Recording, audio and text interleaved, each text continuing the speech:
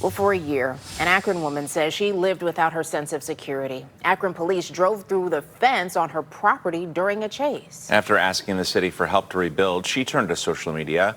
And as News 5's Tessa DeTiro joins us now live from Akron here to tell us that two complete strangers actually stepped up to make her request happen. Good morning, Tessa.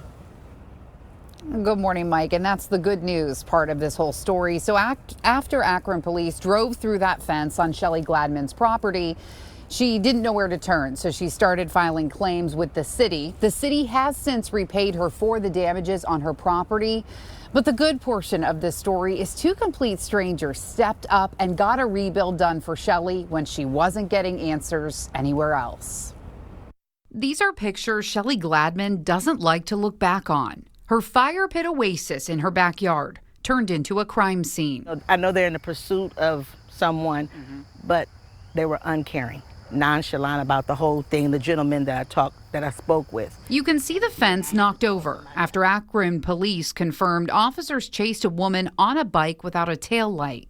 This police report says the woman had meth on her and multiple warrants for her arrest. I assumed that they would help, at least pick up the fence once they pulled the cruiser out, and they didn't. When I met with Shelly a year after that night, her fence just recently got fixed. This spring, we didn't use my backyard. We never came out. It was kind of, that feeling. I just didn't want to participate. I had faith in the city. I really did. And you filed a claim? Yes, I filed the claim. They sent back paperwork, so I had to refile and different things. Shelly says her claims for help from the city were repeatedly denied.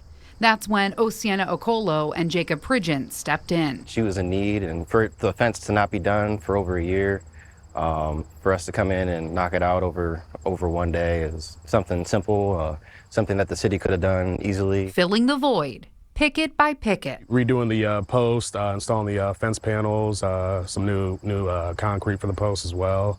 So something like this, yeah, definitely a couple grand. She said she wants to pay you. Are you going to let her? No, this was totally free. The fence does more than just restore Shelly's sense of security.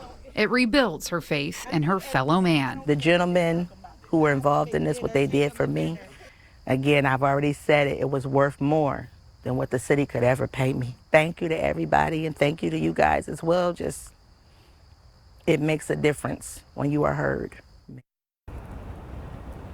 So I spoke with the city, and they did confirm that just this weekend, they sent Shelly a check for those damages, a little over $1,100. She wants to repay those contractors, but I don't think they're going to let her. When I asked the city why it took so long for the repayment or why there wasn't help rebuilding the fence, the city said it had no further comment. Mike, Tiffany.